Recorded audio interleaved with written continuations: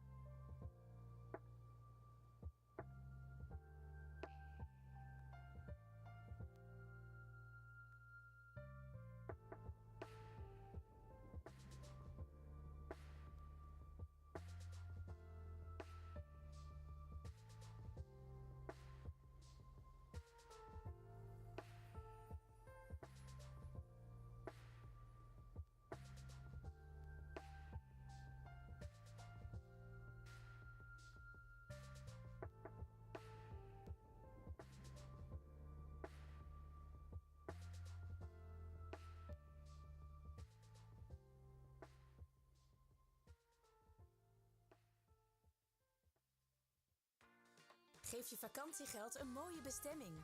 Boek nu je vliegticket naar Oslo, Praag of Kopenhagen. Al vanaf €49.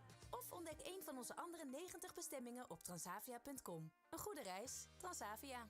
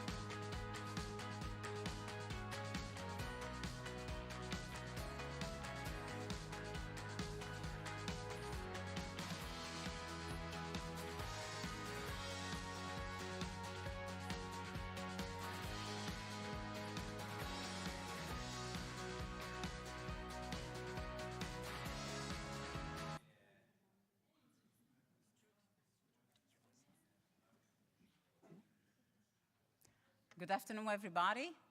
Welcome to this, the first panel that we have here. And my role here today is just to give more or less an idea why we're having this panel today. I think for some of you who have already been here, who listened to Jan-Peter Balkenende and his keynote speak, he talked about how the world is changing, how the conversation now in globalization is not the same that it used to be before COVID. And I think this is why these two panels is happening today, these discussions are happening today, really as part of the International Seed Federation, where me, Rose Richards, I am the Phytosanitary Affairs Manager, I would like to bring this kind of information, bring this awareness to you all. And now for this one, we have some fantastic speakers that the moderator, Jean-Paul Jansen, will be able to introduce you all. But really to give you guys the idea, with the fragmentation, the geopolitical fragmentation that there is now, it is important that us, the seed sector, are aware of what is happening across the world, because it's true to us that movement of seed is international. But we cannot do this alone. We need it to do together. We can only fight all these different challenges, especially climate change, but also deglobalization, how multilateralism it is now. We can only do this together. So I'll leave you all with this thought, and I will pass now to Jean-Paul, and then we can start the panel. Thank you so much to everybody for being here. Thank you. Please, yeah, you can clap. You can clap. Thank you, Rose. Who could have imagined that some 30, 40 years ago, people were talking about the end of history? You know, and that was based on the prospect that liberal democracies would be building this world order where, you know, globalization would be the norm. And what we can see is that probably globalization has never been as possible as it is today, with all the means at our disposal. And at the same time, global trade has probably never been as unsettled as it is today. And in the middle of all of that, we have the seed industry that we know is highly dependent on the international movement of seed. By the way, not just for trade, but in any case is highly dependent on these norms to work. And the reality is that that's a really challenging thing. And in this panel, we'll be talking about some of those challenges. I'm not sure we'll necessarily have all the solutions, but I'd like to bring you on board, all of you, to try and think collectively a little bit about the problems we are facing with global trade and the governance of global trade. And hopefully you come out of this panel a little bit more confused than when you came in. I think that would be a really great outcome. Okay. Also, I would like to just raise one thing. We have in the room the next gen. Okay. I've given the next gen some green cards. All right. Now, I count on you. If you raise this green card, you will be able to interrupt the panel at any point. Okay, with a reaction or a comment to what's being said. Okay, so I'll be looking out for some green cards, and for the rest of the audience, you'll have to maybe wait for the Q&A. Okay, but that's also fine. Okay, so the way we'll run this panel, we'll first have an introductory speech by Marion Jansen. She is the Director of Trade and Agriculture at OECD. And then we'll have, you know, a conversation with our other two panelists, Marco van Leeuwen. He is the president of ISF and also the managing director of Rijk, Zwaan. And we are also honored to have Edwini, Kessie, the director of the Agriculture and Commodity Division at the World Trade Organization. So we're going to be getting some really relevant insights about global trade. Okay? So I'll hand over then to Marion for her introductory remarks on how to facilitate international trade at the OECD. Please welcome Marion.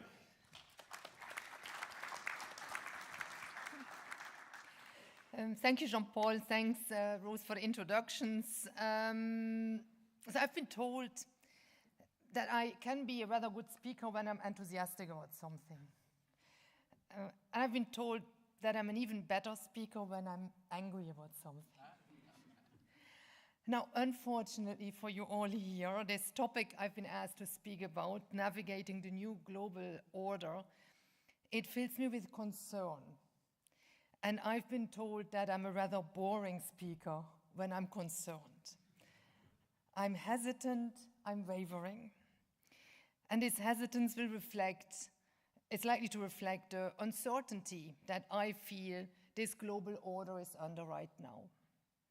And I would actually rather prefer to call these sessions the session on navigating a changing global order rather than the new global order, because we do not really know yet what the new global order is going to look like.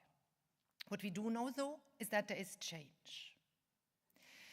We have been witnessing increasing changes and uncertainty because of numerous events. We have been witnessing numerous hits to our logistics chains that we were used to using, the seeds trade, but also other international supply chains. In the post-COVID period, we suddenly realized that in one part of the world was producing China, the other part was only consuming the United States, and logistics chains were expected to have full ships when they were traveling from east to west and be empty when they were traveling from west to east. That doesn't function. This generated huge bottlenecks in supply chains. We are now currently facing a Panama Canal that doesn't have enough water. The Suez Canal was sometimes blocked by ships. The Red Sea faces violent events, and so does the Black Sea. All this causes interruptions to our logistics chains. Geopolitics creates uncertainties in different ways. Geopolitics is behind the problems we see in the Red Sea and the Black Sea that I just mentioned. Geopolitics is leading to new announcements of policies every day. Sometimes those policy announcements are explicitly driven by geopolitics, sometimes implicitly. And we are witnessing a whole battery of new types of regulations for many good objectives, notably to meet social or environmental objectives, but that take on new forms that we are not used to at all, and we do not even know how to analyze them and how to assess which impact they will have on international trade. All this creates uncertainty, and uncertainty itself is a cost to international trade. And many of these phenomena may have the effect of fragmenting international markets. This is of concern to those of us who work on international trade and to those of you who depend on international trade to happen. So I've been asked to say something about how to navigate this changing global order and to say something about what is the future of trade, what is the future of seed trade. Now, there's not much I know in the current context, but there is one thing I do know, that there will be a day in the future where we as a community will start to believe again in open markets and will call for open markets and for rules-based and a stronger rules-based international trading system. That day will come. Right now, we are not in that situation. So I do know that that day will come, but what I do not know is how deep will the dip be that we are going to fall into? How much fragmentation will be witnessed? And what will be the nature of that fragmentation? And what I also do not know is how long it will take until the world community realizes again how important and how positive open markets are. Until the world community will again unequivocally support the World Trade Organization as the cornerstone of a global international trading system. I'm proud to be working for an organization, the OECD, that also today explicitly supports the WTO. We recently endorsed at ministerial level, for the first time in the history of our organization, a trade strategy. That trade strategy is called OECD Contribution to Open Markets and a Rules-Based International Trading System. That trade strategy has 3 pillars, and maybe the combination of these 3 pillars tells you something about how we, as an organization, are trying to navigate this changing global order. One of the 3 pillars is this unequivocal support for the World Trade Organization. We support a global rules-based international trading system with the WTO at its center, and we work in our work towards the WTO.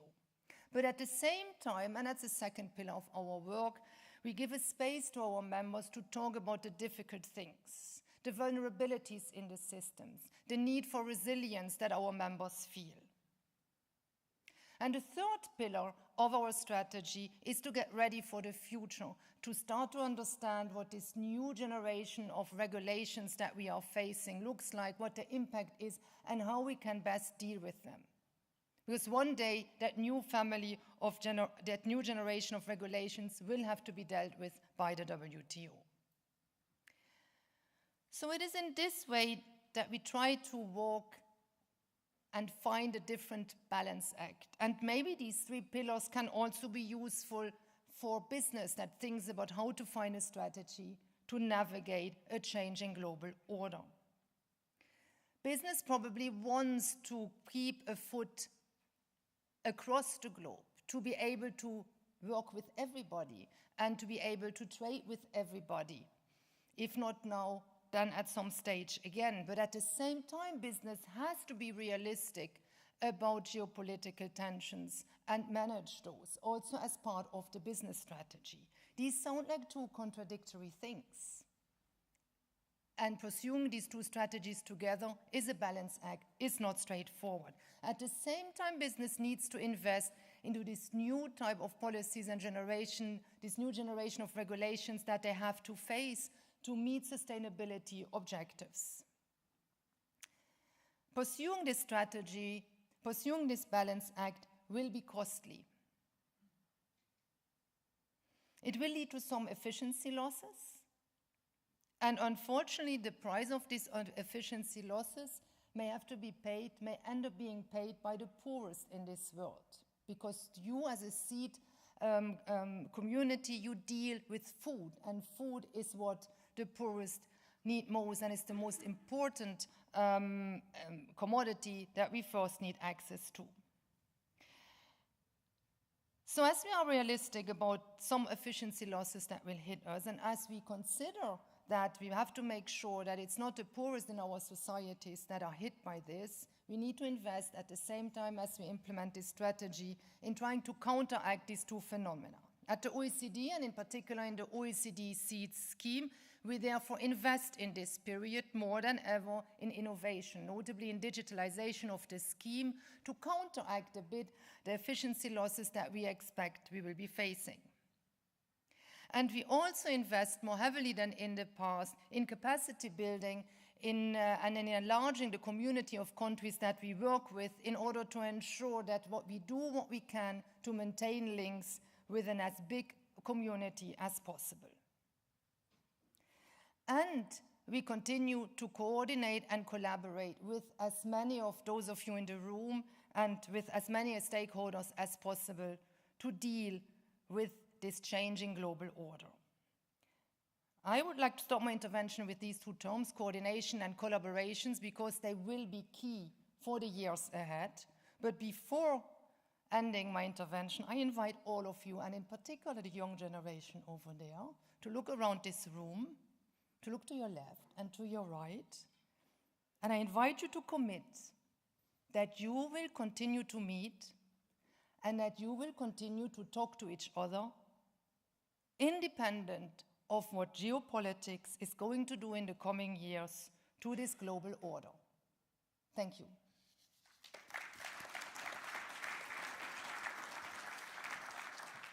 Thank you, Marion. And we understand that actually there have been a couple of issues with some youth getting visas, actually, which, makes it sometimes complicated also to meet. And it brings us back to some of those realities.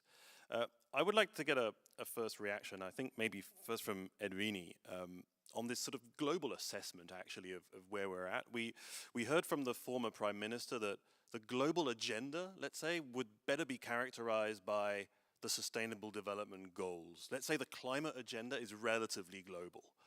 But when it comes to a trade agenda, it seems a lot more difficult to imagine that as a global agenda. And there is a notion that I feel is getting stronger and stronger, is the notion of strategic autonomy, whether that's at the level of countries, potentially at the level of some regions. And so I wonder, do you see that concept growing and undermining any future prospect really for, global trade?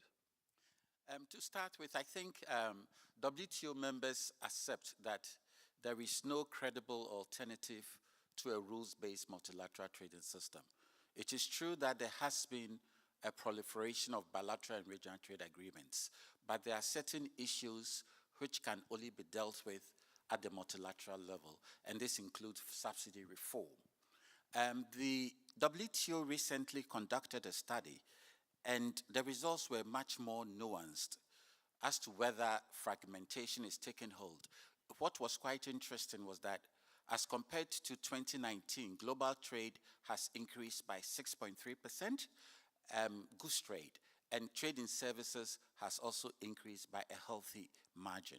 However, the study also indicated some signs of fragmentation in terms of exports and imports or reorienting towards political objectives. So that was a bit worrying, but the data did not disclose a wholesale transition to regionalization or nearshoring. We didn't see that, but if we assume, the study assumed two hypothetical scenarios, East and West block trade, and trade actually grew 4% slower as compared to intra-block trade. Having said that, though, I think what has fueled the perception that it is degenerating into trade blocks, I think is because of primarily the tension between the United States and China. Bilateral trade between the two has actually dropped or hasn't grown as much as, in fact, if you compare to 2018, it has grown slower by 30% as compared to trade with the rest of the world. So that is a source of concern.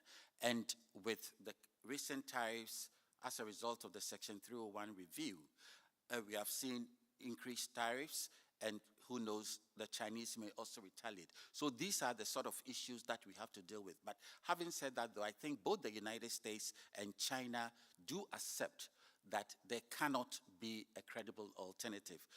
Having all these, measures, unilateral measures, would eventually hurt, the global trading system. But above all, I think it is a call for the WTO to be strengthened, to negotiate fairer rules, because at the heart of all this is the perception that the rules may not be very strict, and some countries may be able to take advantage of that. So I think we need to revisit the rules and try to strengthen them to make them much more relevant.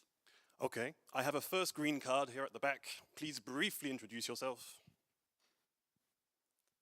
Hi, my name is Nick Blumenthal, and actually where I'm from kind of ties into this question a little bit. I'm from the United States and have lived experience in China as well, and so my first question involves how do we convince these governments in order to better appropriately and react within kind of the World Trade Organization space, and how do we get the governments to acknowledge the need to create a more global society and include other countries within kind of the myriad of more consequential reform efforts that are and complications that exist between the two countries.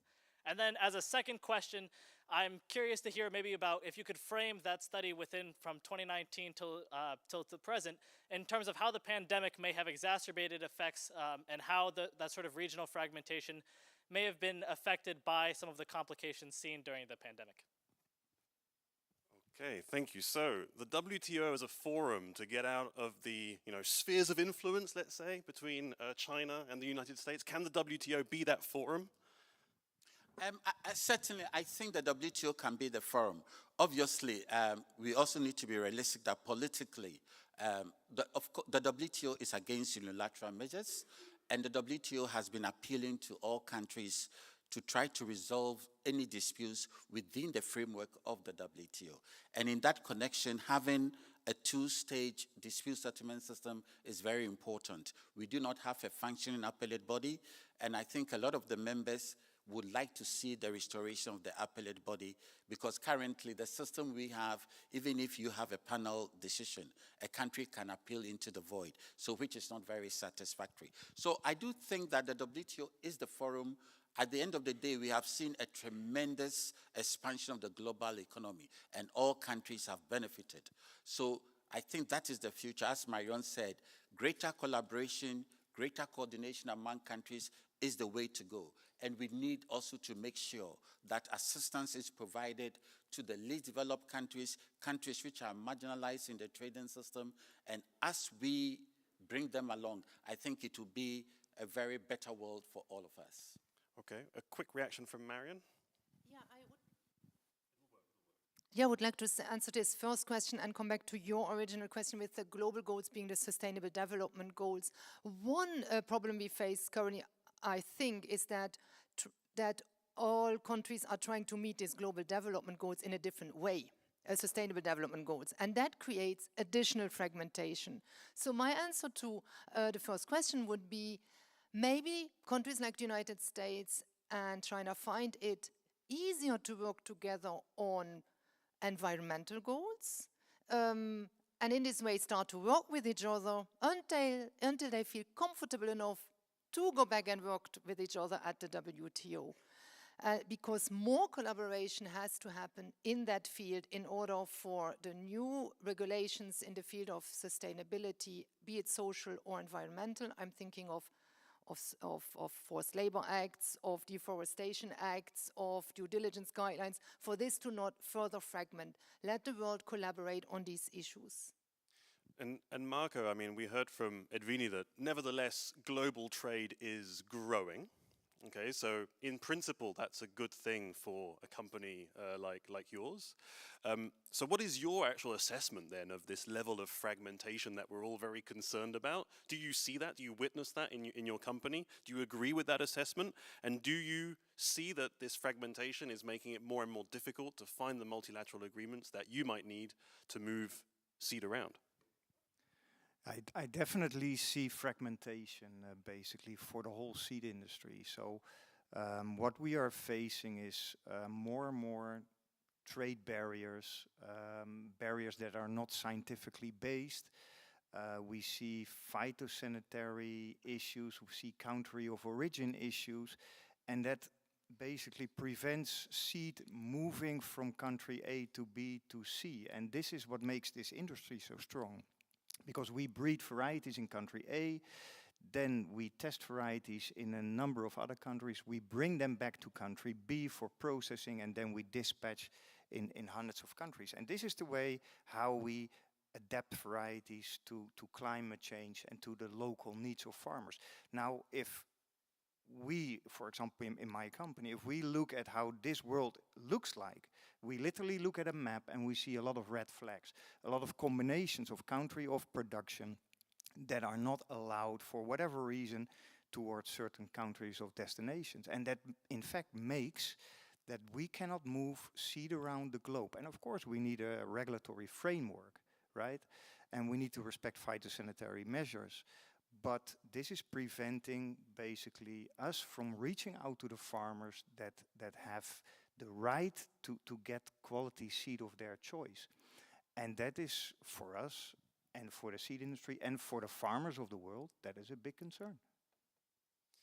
Now, one thing is, let's say, a protectionist reflex that will make countries feel that globalization is a threat to their economies because they feel that they will be too dependent on factors that they cannot control. But there is something else that is, I think, concerning about trade, and that is how trade is being increasingly used as a weapon. And it's part of the offensive measures that states can use against other states. Now, this trend does raise some concerns about longer term implications. Marion, you just mentioned that the environmental goals could be some kind of platform to then get countries back into the trade negotiation format. But at the end of the day, there is actual war with trade between countries. And so I wonder, do you see this as something that is irreparable, that is causing irreparable damage to the prospect of multilateral trade agreements when trade itself is being used as a weapon? Maybe Edwini first. It's a very complex issue. Under the WTO, we do have Article 21 of the GATT, which allows countries to impose sanctions. However, the trend now is, in the earlier days of the GATT, if a country invoked Article 21, there will be no inquiry as to whether whether the country has well-grounded reasons for invoking Article 21. But increasingly, as a result of the Russia-Ukraine conflict and other conflicts, the move is to have well-reasoned, you cannot just impose it. So there is that, and we do hope that countries would actually respect the core provisions of Article 21 rather than just merely impose trade restrictions under the banner of national security. So there is that, and I think, as I said, above all, some of the reasons which account for countries resorting to Article 21 is the perceived imbalances in the trade rules. As soon as we are able to strengthen the rules, I think there would be, until recently, Article 21 was hardly invoked by countries, and we do not want it to be the norm, because clearly it would be very damaging for the multilateral trading system if all countries invoked Article 21. So we do hope countries would realize that, because if a country imposes Article 21 on national security grounds to restrict trade and there's tit for tat, I think it would undermine the credibility of the multilateral trading system. So I think all the countries realize that, the WTO is quite concerned about that, and we do hope that countries will step back from the brink and only resort to Article 21 only when there are valid reasons for doing so. But weaponization of trade, I think, is a wrong thing, and that shouldn't be encouraged. Okay, and maybe Marion, because I mean you're also in an international organization that will also have some of its members practicing sanctions, using trade as an offensive weapon. Do you think this is causing irreparable damage? I think there are even two layers of concern here. One is the concern that some countries use vulnerabilities in the system to say, I stop exporting to you or importing from you in order for you to do what I would like you to do. That's the term economic coercion we use there, and indeed that's one of the areas where our members work on under the second pillar that I mentioned. But it's even, I would say, like to say worse, there is among some of our members a sense that there have been countries that on purpose and with targeted policies, comprehensive policies, created such strategic dependencies in order then to be able to hit when this is convenient. So that definitely has hampered trust in the system. Do I think this is a permanent damage? I do think that at least in the medium term, there will be a different balance at the policy level, and also I expect in companies between the just-in-time and the just-in-case, so the risk management will have a more important role in strategies. But what I think will be important is that we do not swing the pendulum from one extreme, we open everything without thinking of risk management, to we close everything, because that would hurt everybody too much, including individual countries. So that's part of my dip story, asking ourselves how deep will we fall. I think as a community, it is in our interest together to work in avoiding that we enter into tit-for-tat situations, but that we rather look rationally at what has gone wrong, what has happened, and how can we fix this in the most pragmatic way possible. Because, I mean, sometimes there can be, I don't know, retaliatory measures that affect certain sectors that have got absolutely nothing to do with the actual, conflict or the actual problem between countries. And Marion was saying, in global trade, businesses might have to accept, more costs, and also then, this risk management policy. So, Marco, I mean, how does a company like yours navigate this system? I mean, how much have you invested in, risk management, in risk assessment, and understanding some of these conflicts to, be a little bit more agile? Is that affecting the processes within your company? Yeah, definitely it is. We have currently 30 daughter companies all over the world, and before we decide to start or to found a new company somewhere, we do this complete risk assessment at that point in time. So we bear a lot of things in mind. So we bear in mind whether there is political stability, whether there is economic prosperity and a good outlook, but also whether trade relations from the Netherlands in this case, or from certain producing countries to the destination country, whether they are existing, and whether we can get seeds to the farmers that we want to reach out to. If that is not the case, it is simply so that we are not investing in those countries. And I think this is what the private sector is doing. It was said also before in other meetings, that the private sector in the end also needs to make their business cases. So we are assessing, is there sufficient potential in a country? If not, we might not invest or we might pull out. And that is unfortunately the reality. It's not a threat, but this is how you navigate through and how you try to get things done. And then basically we leave the farmers and consumers of the world with lack of choice. And that is not what we should let happen, basically, right? I think here we all agree. And my question to WTO and to OECD would be, how can you help the private sector preventing this? This is our call, I think, to you. And also then what do you need from us in order to get that dialogue started? So maybe before we go to something that's a little bit more practical, I would just like to also ask WTO and OECD, you're working on trade, and we've been talking about trade, but let's just talk about seed for a second. Do you feel that in this complex world of trade, seed is nevertheless somehow protected because of the value it represents for societies and nations? Is that a feeling that you have, that seed will not be weaponized in terms of trade? Is that something that you can give a certain amount of confidence to looking forwards, or could also seed be under threat from trade and sanctions and things like that? Edwini. Okay. For the WTO, we have estimated that world trade would expand by 2.6 this year and by 3.3% next year. So arguably, should also see an increase in seed trade. However, on the issue of sanctions, I think at the end of the day, like you originally said, sometimes products which are not involved, because under the WTO regime, when countries want to impose retaliatory measures, we do have some rules that it should be in the same sector. So that gives the countries flexibility. So I cannot say that this trade would be protected. However, given rising population, the need to have better seeds, we need to have better agricultural technologies, it would seem natural that it should be excluded. But obviously, sometimes rationality doesn't prevail. So that is what I would say. But generally speaking, I think it's a public good to have better seeds so as to help us to combat, the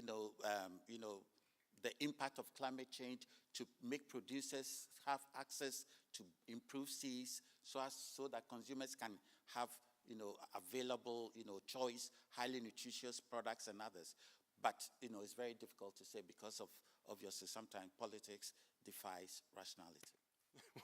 What would be your assessment, Marion?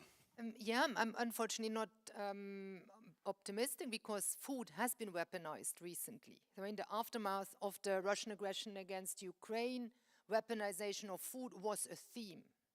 A food war was a theme. So that could easily also affect explicitly or directly seed. What we can do as a community, and definitely what we have been contributing to in the OECD, is to make this visible. To make it visible that weaponizing food should be unacceptable for the world community. And also the stakeholders in the room here today should watch out for these kind of moments and then have a loud and united voice against this. But it will not be, per definition, protected if we do not work against it. And so maybe to come back also to your point, Marco, on whether or not you might make a decision of pulling out of a country or not investing in a country, how do you characterize then the effects of that for a country? I mean, without obviously this is not a threat, right? But it's just to understand the impact. Are you able to somehow quantify that or explain that at least to public authorities? I think it's very crop specific. So more in general terms, what basically, if you look at the farmers, what is needed, that farmers can choose the seed that they want, quality seed from a diverse range of crops. And some crops could potentially be sourced locally, some others, there would be reliance on imports. Now, if those imports cannot take place, farmers in quite a wide range of crops cannot build shock-resilient seed and food production systems. And we have examples of countries where this is happening. And yeah, I think if you look, for example, to India, where borders were closed when climate basically made rice harvests difficult. Yeah, measures like this are asking or are, yeah, let's say asking retaliation, and this is not helping feeding the people, because this is basically what you will see in those countries, that those farmers cannot grow, cannot produce, hence consumers will have lack of rice, lack of onion, lack of hot pepper, lack of other staple crops. So then, to come back to Marco's question, what can the WTO, what can the OECD do on a more technical level, maybe to help these companies preserve their activities around the globe, preserve the movement of seed? What are some of the tools that you can develop to help cater for that, Edwini? Well, like I said, the WTO, sometimes we don't make the case, but currently about 70% of world trade takes place under WTO rules. Now, some of the issues we have been discussing, whether sanctions or others, is primarily because the current rules, most of them emanate from the Uruguay round, and the rules are about 30 years old. So there are clearly lapses in the rules, and there is the perception that some countries do not abide by the rules, or they exploit the rules and gain an unfair advantage. So one of the things I think the WTO can rightfully do is to try to strengthen our rules, make sure we have a level playing field, to prevent other countries from exploiting the rules so as to gain unfair advantage or competitive advantage. So we need to have more robust rules, rules which are attuned to developments in the global economy. We did speak about sustainability. We are trying to do that in the agriculture negotiations. All the countries accept that we need to discuss sustainability, but they want us to discuss the three forms. So it shouldn't only be environmental sustainability, but socio-economic as well. So I think together, if all the countries accept that having a rules-based multilateral trading system is for the benefit of all countries, for private operators. I do sympathize with private operators. They do not have to, invest a lot. If we have a WTO which is working effectively, transaction costs will be reduced, and food will become cheaper. So I think we need all countries to accept that a strengthened multilateral trading system invariably benefits their companies as well as their citizens. Okay, thank you. And within the OECD, there is still some level of, multilateralism, let's say, at least for the seed part of that. Is that something that the OECD can continue to support as well? Oh, as I just said, in our work, we are explicitly multilateral. So our membership doesn't represent the entire world, the OECD membership. But for instance, in the seed scheme, we have many more members than the OECD membership alone. So yes, we embrace multilateralism, and we do that explicitly. Sometimes our members prefer to speak in smaller groups, but that's normal. Also Marco, when he has a problem in his company, he's not going to put that out here in the public. When we have a weakness as individuals, as companies, as governments, we speak to trusted partners. But that has never impeded us from having an entirely global and multilateral outreach. Now, example on the seed scheme, we have already now, for instance, 12 members in the African region. The 12th member joined last year. We are expanding our collaboration with countries like Rwanda, like Burkina Faso, and we are currently working on a further expansion in working with non-OECD countries, notably in Africa. Also, as a reaction to the weaponization of food that happened after the Russian aggression in Ukraine. So that's one of the examples of how we work at the global level. Other things we do to support business in this situation. We support something called the Agricultural Market Information System. Notably, we provide information on export restrictions in major crops. So this gives transparency, but that database also contains information on how has the harvest been where in the world, what is the price, who holds which stock. That contributes to calming markets when there are unexpected events. Typically in unexpected events, prices go up, countries try to have a tendency to introduce export restrictions. We, together with other agencies, are able to show, calm down, there's enough food in the market, it's maybe somewhere else than you expect, but stay calm and start trading with another partner. And the other thing we do increasingly is bring stakeholders together along supply chains.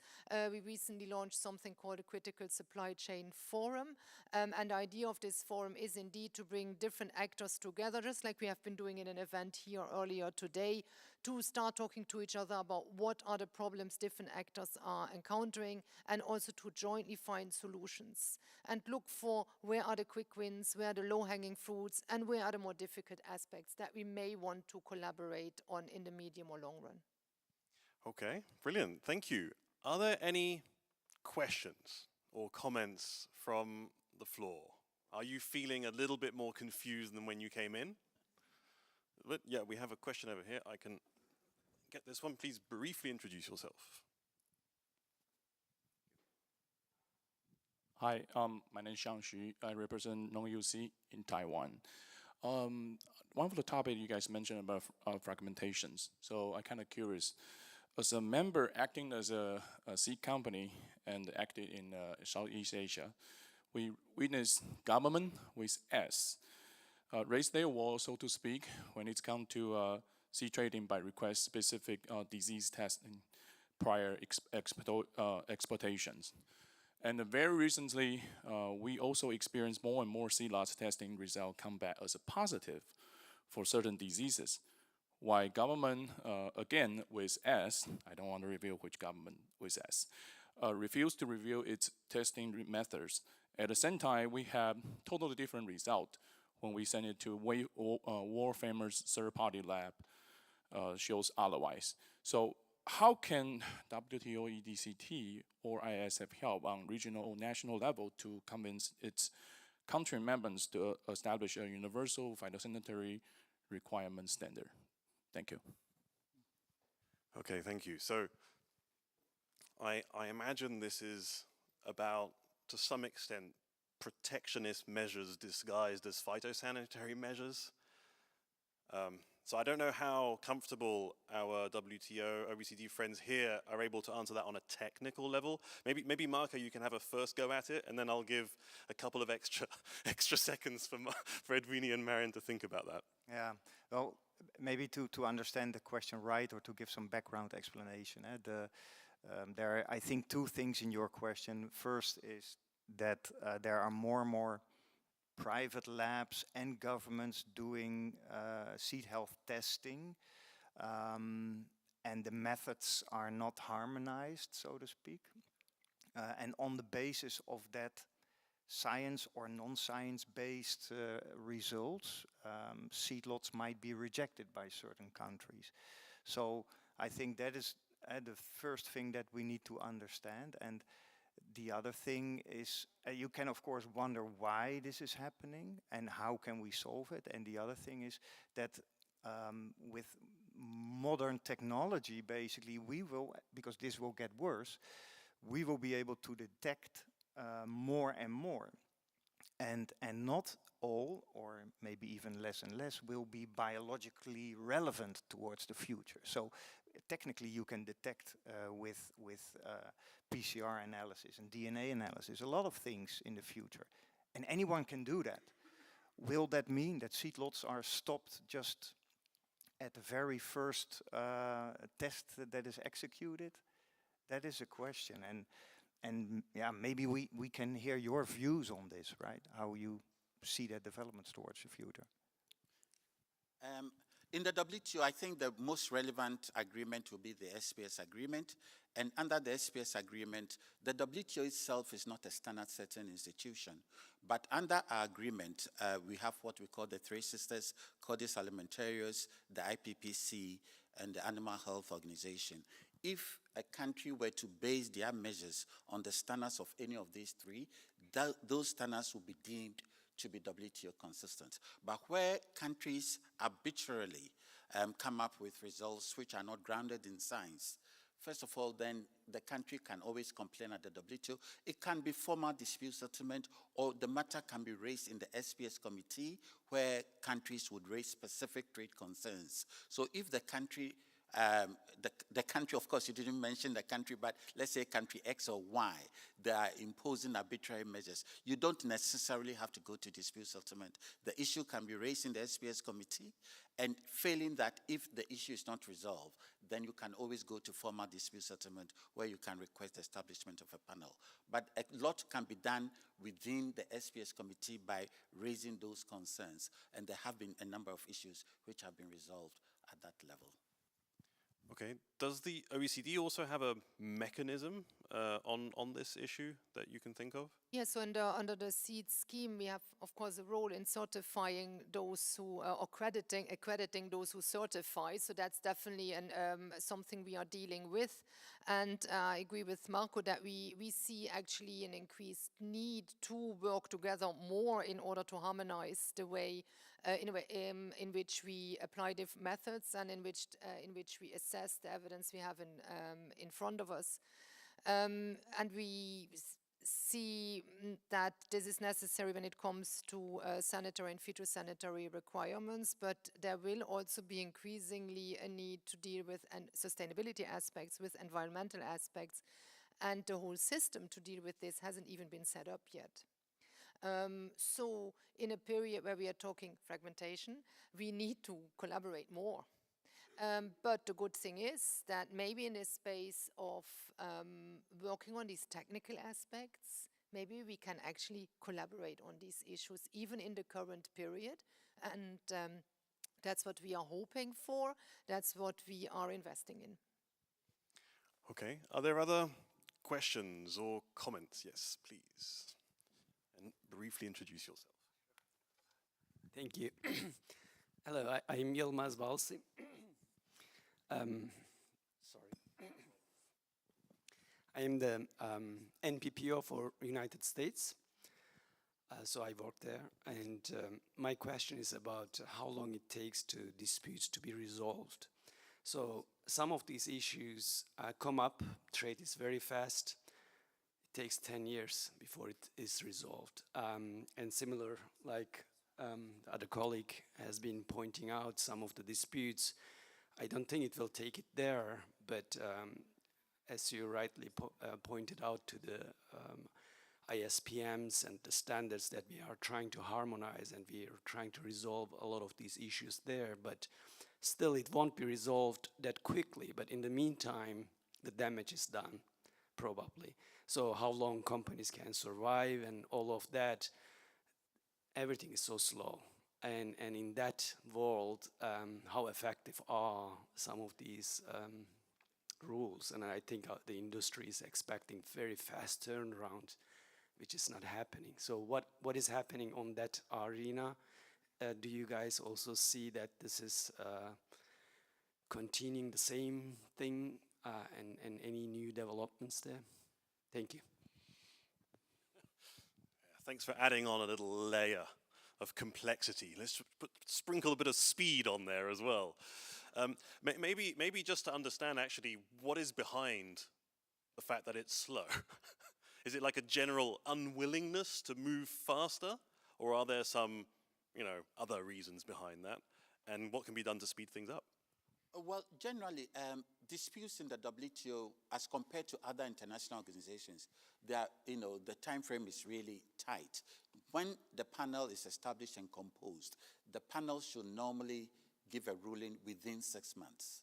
So as compared to even domestic systems, this is very fast. If you were to go to a commercial court in a country, sometimes it can take a year or 2 years. But in the WTO, you can get your decision 6 months, 9 months. Now, the problem, though, is given the appellate body went out of existence in 2019, and so a country can appeal into the void. So if a country were to do that, then it means that the decision cannot be implemented. And so that is the problem. And I think that's why WTO members really want to have the restoration of the appellate body, because currently, even if you get your decision within 6 months and a country were to appeal, nothing would happen. So we need to try to fix that issue. There are problems. The United States in particular has raised some systemic issues, and the members are trying to address those systemic issues raised by the United States. So if they were to come to a compromise, that will lead to the restoration of the appellate body. Okay, Marco, could you actually say something about the speed element and, you know, how you experience that as a company? Can I be concrete here? It's country specific, I would say, case specific, but it requires really a lot of time and a lot of discussions and a lot of attempts to align on what is going on and why is it going on, and honestly, you talk not about months, but you talk about years, right, before things are basically moved from the table, and then new pests and diseases are emerging, and then the whole thing starts again, and this is where sometimes we seem to be stranding a little bit, even, right, with our seed movement. Yeah, and I imagine also the resilience of a company will be tested if those decisions are critical to the actual, I don't know, strategic development of that company. Are there any other questions, comments from the audience? We have time for one more, I would say, at least. No? Okay. I would like then to finish off. I mean, you've all talked about this need to somehow, you know, collaborate through this complex new order that we don't exactly know what it is. We hear that, you know, from Marco, that companies are investing in risk assessment, risk management, and we hear that you're all doing your best efforts, right, to mitigate some of the problems. I'd like to start with you, Marion, maybe first. What would then be your recommendation, honestly, to the seed sector, especially the international seed sector, to, you know, contribute towards the future of global trade? I mean, what can a private sector like this actually do, actively, proactively? Is there a role for that, or is precisely the role better to, you know, take a step back and not speak too much about this kind of thing? Let the states kind of, you know, deal with it amongst themselves. You know, what is the best approach? You've talked about collaboration, but what could that actually look like when there are some of the issues with global trade that are levers with which, for instance, the seed sector cannot necessarily activate that much? So how does a sector actually respond to all of this, and what would be your recommendation? Well, definitely speak. So in these periods of concern, notably about resilience, there will be policymakers, governments that think that it's best if they now start to manage a supply chain. I believe, even so I'm rather working with the policymaker, that that's a recipe for disaster. So we advise, and we have developed a toolkit for this, for policymakers, yes, to think risk management, but to only look at how they can complement what the companies do. Because companies are well placed to deal with risk management. And now, to know how to, what a role for policymaker can be in risk management that does not replace the private sector, the government has to know the private sector, and therefore talking to each other is important. Same thing for new regulatory approaches, how to deal with certain problems you are seeing. The policymaker has to understand the private sector. So speaking up and talking to each other is very important. And if there are problems that are occurring that you consider very important, speak up. And in this time where we cannot take good faith and trust and collaboration for granted anymore, it's important to speak more and probably to speak more loudly. Okay, thank you, Marion. Edwini. I think we should have greater coordination, collaboration. And the WTO, we have started with ISF. You know, we have invited them, and I think we need to do more of that. As I pointed out, if we are to achieve food security without harming and to ensure the sustainability of the agricultural sector, we certainly need new better technologies, including seed. So I think it's important for there to be greater collaboration between us. The WTO is an intergovernmental institution, but invariably it is for the private sector. We need to develop rules which the private sector would be able to use so as to improve the lives of all. So I think there should be greater collaboration, and I would encourage the ISF to strengthen its collaboration with the WTO. And I think would welcome that. The fact that I'm here, we have participated in a lot. My colleague Melvin from the STDF, which tries to help developing countries to comply with standards. All of this, I think we need to work together to make sure that we do make substantive progress. Yes, I actually remember I tried to moderate your colleague Melvin in Cape Town last year. I would like Marco to respond then to that in terms of, I mean, do you still dream of the prospect of multilateralism? And how do you then see, ISF shaping its policy to collaborate more with some of these, international institutions? Yes, I still dream, and I still believe that we can make it work, right? There is a next generation here that looks, luckily, also a bit different to these things, and they connect, and they cross borders. For them, borders do not exist, so hopefully that will remain, and that gives hope.